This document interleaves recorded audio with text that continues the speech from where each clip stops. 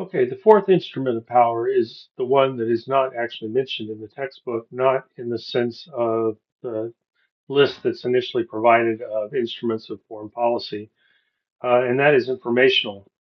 Uh, the military, the Department of Defense, considers instruments of foreign policy, we call them instruments of power, and we have four of them, and it's indeed military, economic, and diplomatic. But we add informational to that as well. That information can come in a lot of different forms. Uh, it's data that's collected by allies, data that's collected by us. It doesn't have to be just military, national security related data. It can be economic data. It can be cultural data. There's lots of things that are out there. And then what we do with that data is then we decide what it means. And when you're deciding what intelligence or what data means, that's what we're talking about intelligence in the national security context. And so what I've added here is a picture of the 17 different agencies that are all related to each other because they're all parts of our intelligence community here in the United States of America with the DNI, the Director of National Intelligence, their emblem right there in the middle. That was a position that was created post 9/11 in order to try and coordinate the efforts of this myriad of intelligence agencies that we have. So in the military, we actually call this. See if I can get this to advance the right way. There we go. We call it DIME. So we list these instruments in a different order. So it'd be diplomatic first, then informational, then military, and then economic. And so that's the acronym that we use to remember the instruments of power. And for a nation to be successful in foreign policy, they need to be able to exercise all four of them and do so in a wise and influential manner.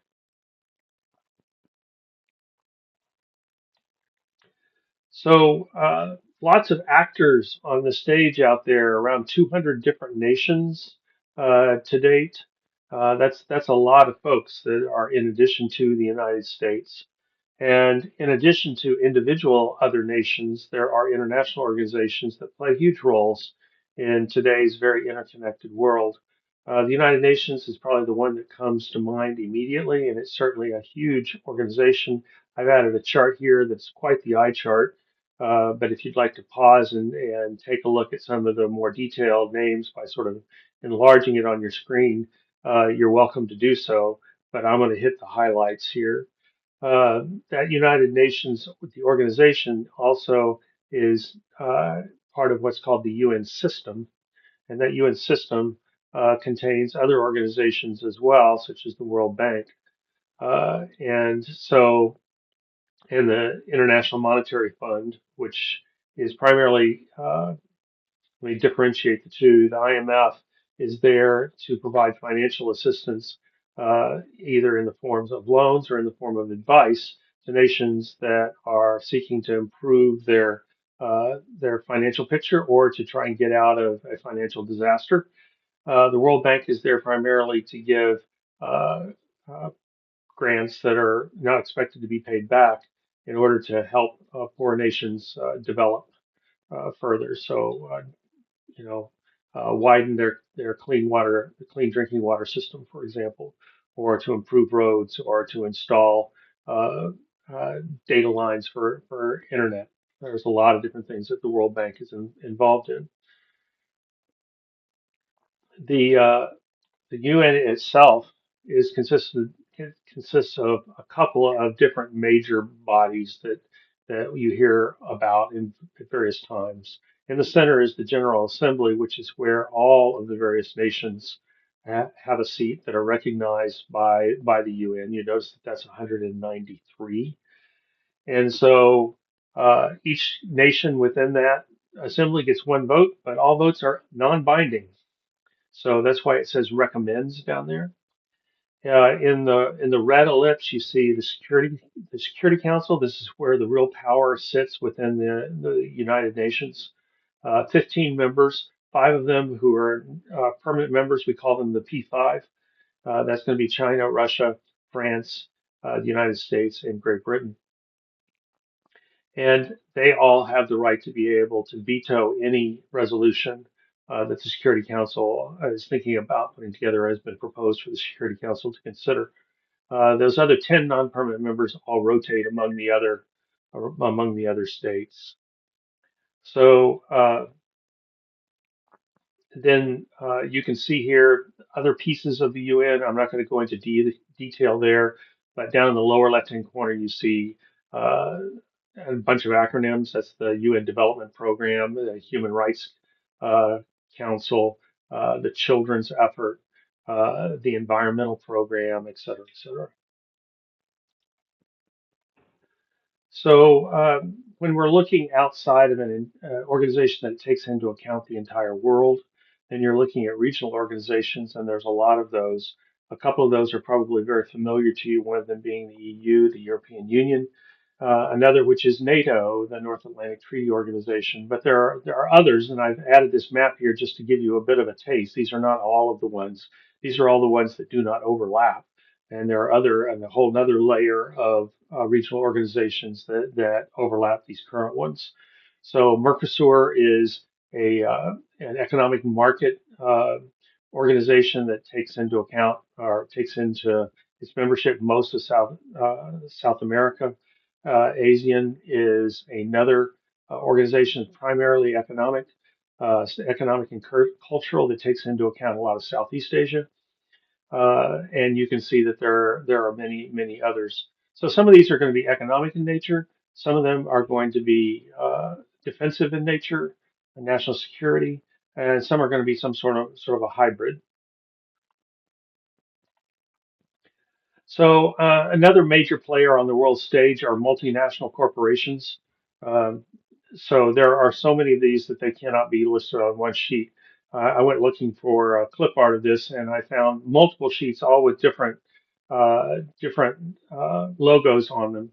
So, but this one seems to be pretty representative. You've got the Coca-Cola Company, you've got Visa, Ford, Apple, Google, Toyota, Sony, Bayer, which is not just a manufacturer of aspirin anymore. It's a major chemical company.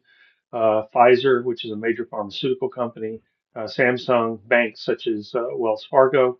Uh, airplane manufacturers such as Airbus and Boeing. Uh, why in the world do these folks play? Well, because they don't just operate in one nation, they operate in multiple nations, not just selling things, operating in one place and selling their product to other places, but they actually have offices and production and other kinds of business uh, infrastructure in these other nations. And they weigh in heavily when it comes into economic policy, when it comes to taxation policy, even when it comes to national security matters and national defense matters. If economic sanctions are being considered against a nation in which one of these countries or one of these companies is actually operating and relies heavily on sales within that country, then they are going to try and get their voice heard before the United States decides what form those sanctions are going to take and where they're going to land. There's also these non-governmental organizations. So these are all civilian organizations, but they're non-commercial. So they are almost all nonprofits. Uh, uh, the book mentions a couple of pretty standard ones, which would be Amnesty International and Greenpeace. There are many others. The International Committee for the Red Cross uh, is one. There are children's organizations uh, that uh, that work here. Lots of different kinds of ideas. Doctors Without Borders is another one.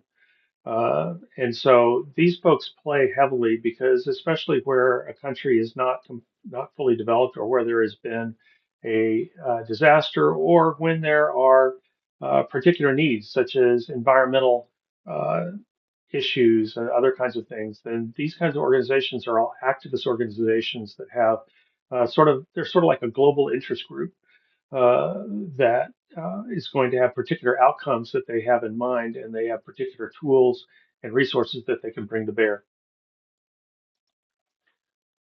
Oops, I need to go back one. No, we're good. So the last group that's called out for actors on the world stage is the insurgent and terror groups.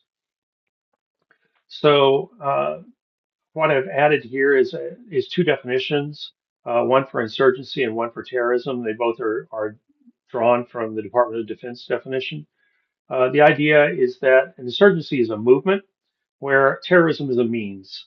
There can be terrorist groups, and that can be seen as a movement as well, but the insurgency movement is resistance to a specific political system, socio-political system, with a desire to reorder that system and to reallocate power within the country. And so that's the idea about an insurgency. Terrorism, in and of itself, is a means where you use violence in order to be able to instill fear in a civilian population. So terrorists do not directly attack governmental organs. They do not take on the government's army, for example, as an insurgency might. Instead, the idea is to hit the weak spot, which is the civilian population itself, and instill such fear that it forces governments to take certain actions that they otherwise would not be wanting to take. Terrorists are motivated by multiple things, sometimes by political issues, sometimes by religious motivations, sometimes it's just ideological, but not religious.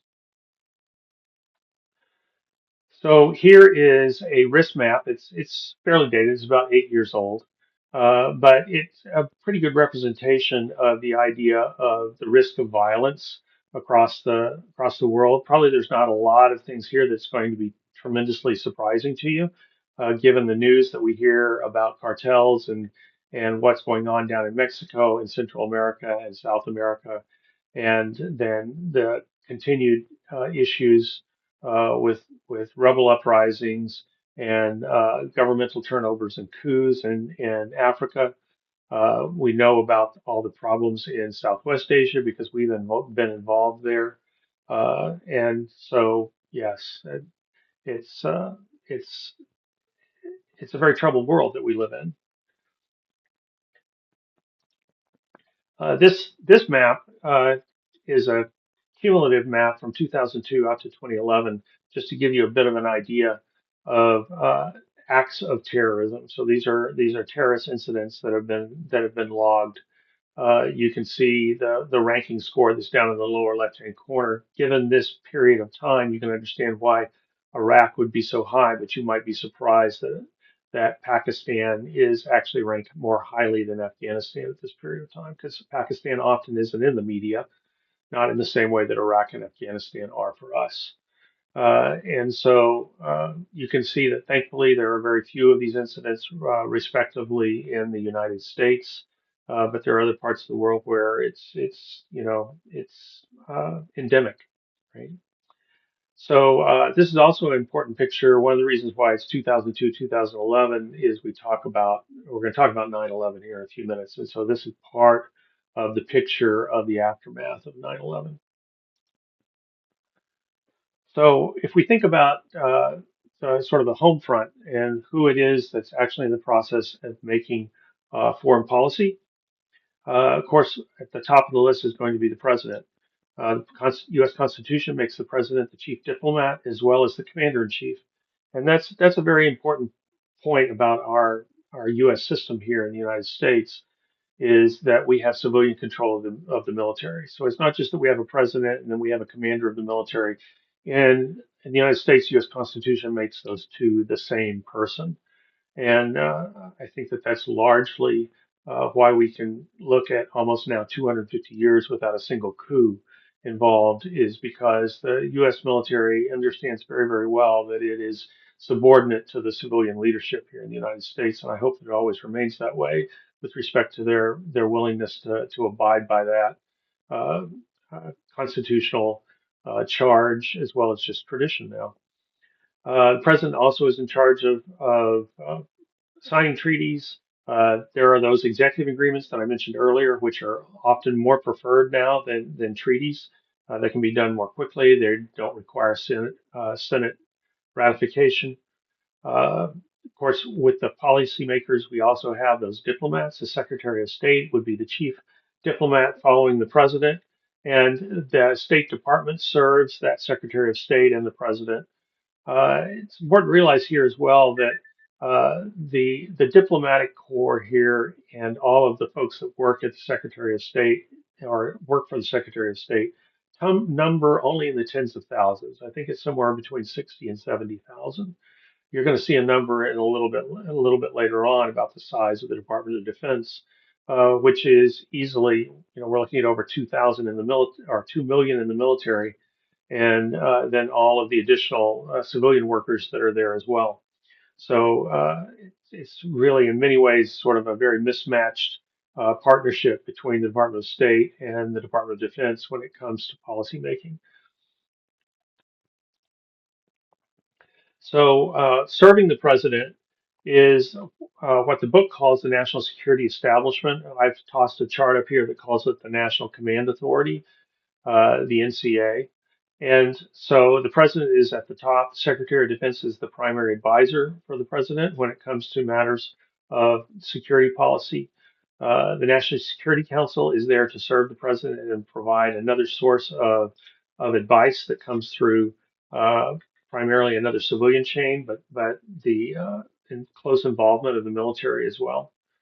Uh, you can see some other things that are down there, such as the military departments, the actual Army, Navy, Air Force, now Space Force as well. And their job is actually not to fight wars; it's to train and equip. So they train and equip the forces that are then commanded by something called unified commands. So such as Pacific Command, European Command, Southern Command, Central Command.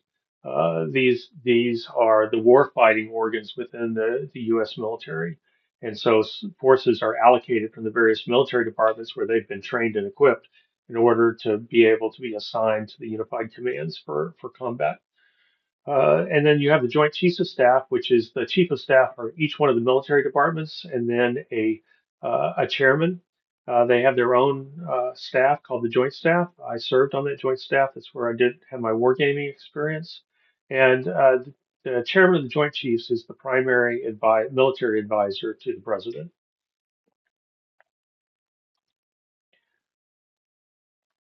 Did we cover the last one? Oh, let's not forget about Congress. So the role of Congress is not negligible when it comes to foreign policy.